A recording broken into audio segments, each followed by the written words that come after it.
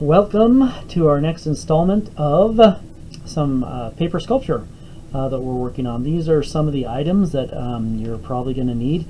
We did a peacock last time, and it was dealing mostly with positive spaces that we have around here.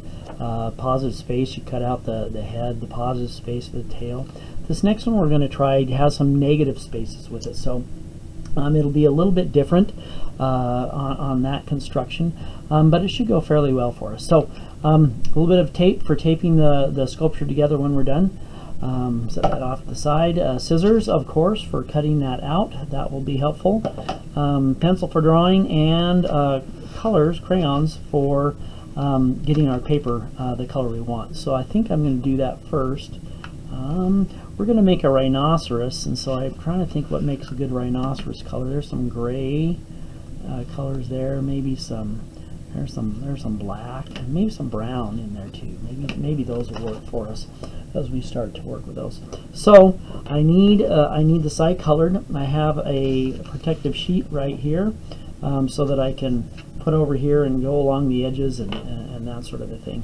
Maybe we're going to start here with the black. And just the main paper, because I need to color the whole thing. That's just kind of the deal with it, because once we want this to fill in the area, diagonals are good as far as the direction of the paper. Now if we don't fill all the way down to the bottom, we'll probably be all right. But this is working out pretty good. Notice the protective paper that I have. You could use cardboard or something else underneath there, whatever it is, so that you can not color all over your desk or your table or whatever it is you're using. Also, as you come to an edge like this, if you have the crayon pointed out this way, and as you come back, it keeps it from folding up a little bit. If you can keep that angle down a little bit, so you're using the edge of the crayon. A lot of times that works out a little bit better for people, rather than trying to do it this way. If you do it this way, then it comes underneath and pulls it up. Let's get those edges a little bit better. Now I can go back and be a little bit more vigorous with my application of my colors.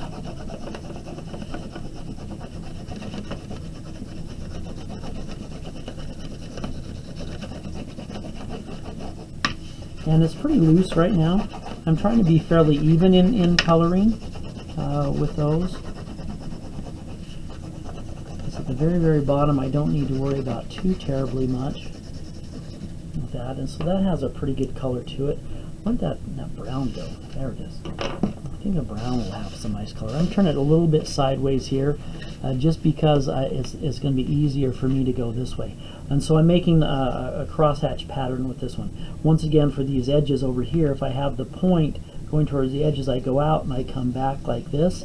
That keeps the paper down so that I don't have it curling on me.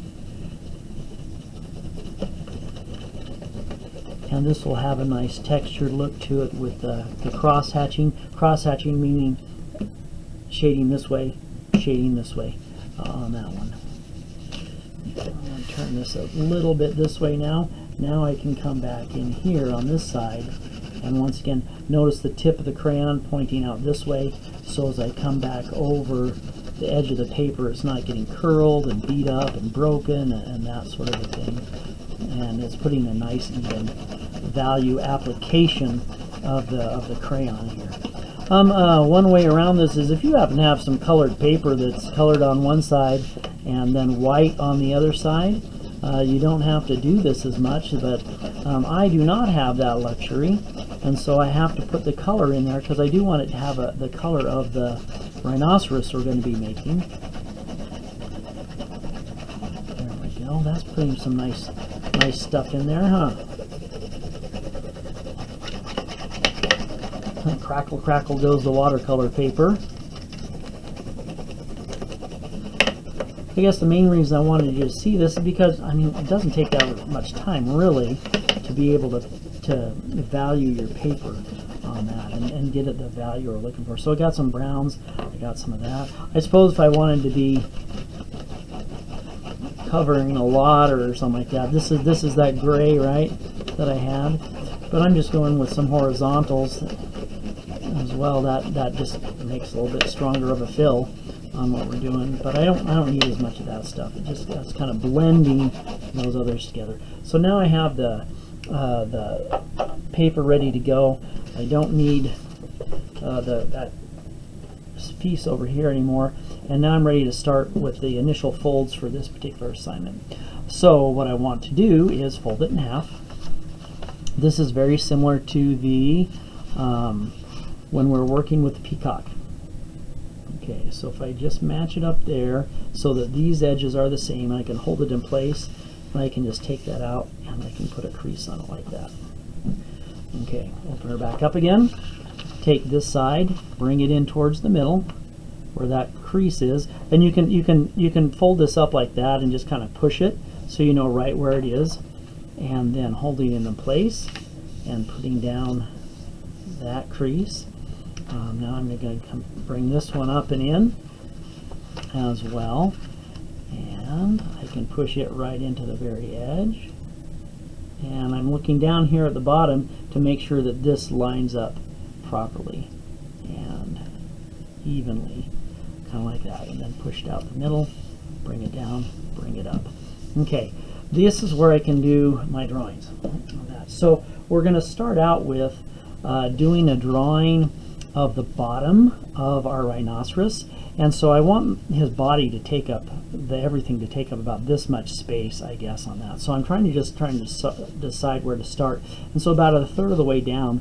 Now this is going to be hidden behind a little bit, so I'm going to put in a little bit of a line for my my rhinoceros to stand on, and then back over here it's going to come down like this is the back side, and then he has a foot that's going to come down this way, and I found it kind of cuts forward, works out pretty good like that. So this is one foot, and I'm going to put this other foot here down here, maybe cut forward a little bit. That looks like a pretty good foot. Then we're going to come down here. He has 2 feet, so this is going to have to angle this way a little bit, and then 1 foot in front of the other. So it has 2 sections. It comes down this way, and then it sticks out this way a little bit. So this is coming down, maybe sticking out a little bit with his foot like that. Didn't want to go to a sharp point on that either. And then his belly comes down here. I'm just going to complete his belly on up like this and round it toward the front of his chest so I can see that. This is going to be behind eventually, and so I shouldn't see that. Maybe I will when I get that cut out, but we can do some erasing on that. Okay, so that's his chest. This is the front foot coming down, and maybe straightening out a little bit and coming out of the side like that. Good strong front foot. And this one coming down as well, angled back a little bit. And this one, trying to be a little more stable there.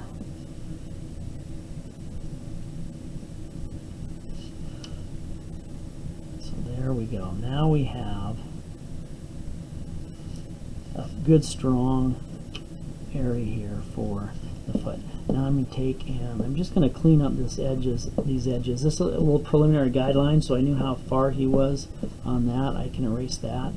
These lines I'm going to cut out a little bit so we won't be able to see those as much. And we wanted these to be neat so we have a good solid line for cutting on. Okay, so there's his bottom. Okay, now we got to think abstractly a little bit on here, because when we have this folded up, we're going to open this guy up like this, right? And we're going to see the body of the rhinoceros on the inside, and so we know that he has a tail that sticks out a little bit, and so this part is coming right up like this, and his tail is, once it comes out like this, going to be out like this. This might be one you just might have to trust me on a little bit. That's his tail coming out. Maybe here a little bit more of a curve to it like that. And then a little bit of a space or an area here where he has kind of a little fluffy on his tail like that. So that's his tail coming out. Okay. Now his head, that's where we get some fun stuff coming in here too. His head on this one is going to come up here, and this is going to be coming this way a little bit. So angle it off to the side like that. That's pretty good. And then he needs a bottom lip. So that's going to be into there. And then he's needs a mouth, and so that's coming back kind of up this way. And then he needs an upper lip, kind of like that. And so this is, I'm kind of ignoring, like this is his head. I'm pretending I'm drawing his head like this, and coming up like this, and maybe the little part there. And he has his nose and his mouth sticking out like that. And then he has this horn that's coming up like this. And then he had it, that's going to be cutting back in this way. Like that.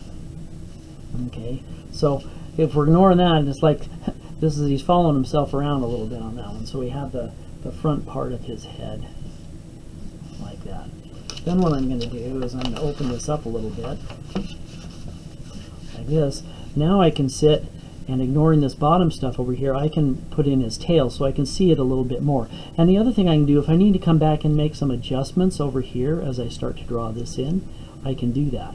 And so this guy is going to come in here, and I needed a second horn. It can go over the line if we want, but it doesn't have to with that. So that's his second horn coming up this way, like that. And then we're going to have to do a little bit of a his shoulders on his head coming up, and then his shoulder comes up here like this, kind of like a buffalo has a. This guy has a hump over here, and it's going to come down like this, and then maybe curve back like this, and then connect up with his tail right there. And so that is what I need to cut out for this particular shape.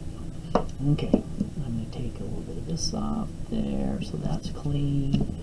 As I said, I'm going to remove that, and this, we can take that later. All right, now comes the fun part. Time for the scissors. Let's go ahead and take this part into here. I'm just going to start at one side and kind of go through it a little bit. There's that.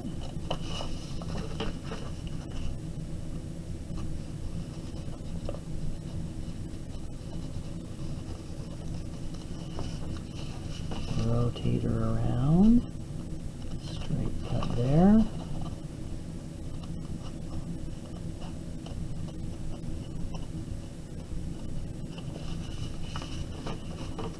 Okay.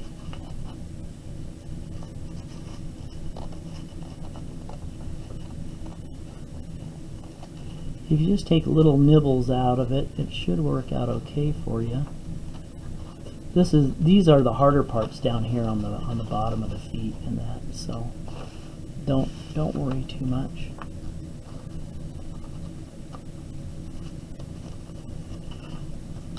And there.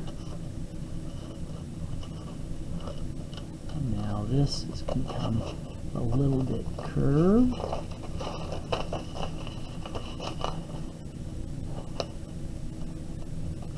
Like that. Let's get his tail. It's probably easier to see this way. Oh, maybe it's better to cut from underneath. Let's get it started through there. No, we'll get it this way.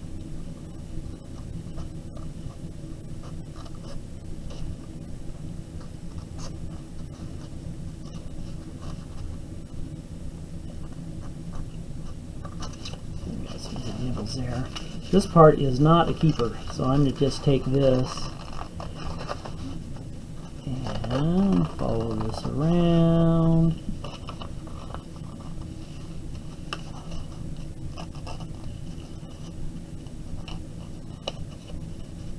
So the tail is the keeper part. The rest of it is not a keeper. So that's.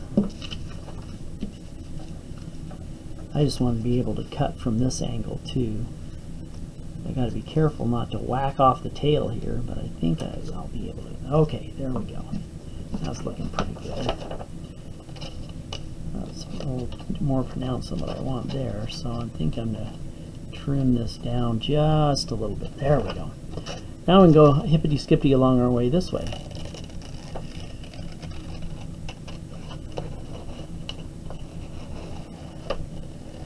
There we go. Don't need that part.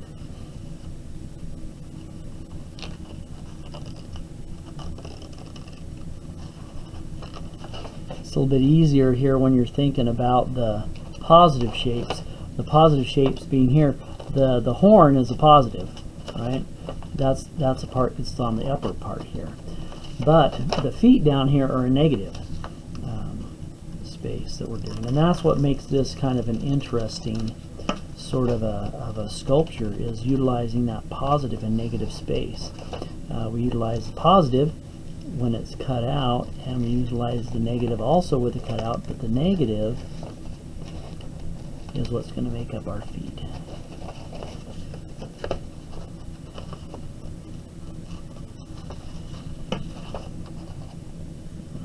Alright. And then this is going to transition right into his feet. Now we're cutting out the area that will eventually be our negatives. Kind of nice because the top part is stuff we're removing. There's the bottom of the foot.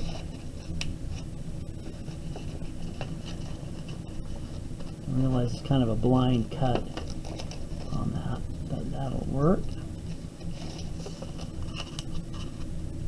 Use the tippy tip. That. That.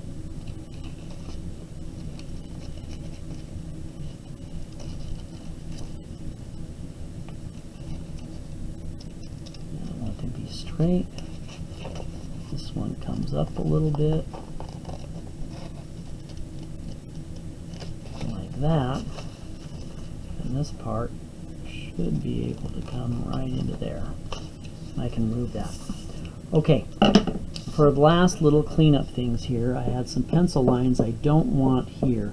I wanted this to look kind of a little bit more magical, and so I don't want the pencil line showing on the bottom, on the foot side of it. So I'm just erasing those pieces out over here on this. This, it doesn't matter on the top, that doesn't matter, but it does matter down here. Same thing back over here on this one. Doesn't matter on the tail, it's just on the feet. I'm going to be careful that I don't rip that piece that I have going here.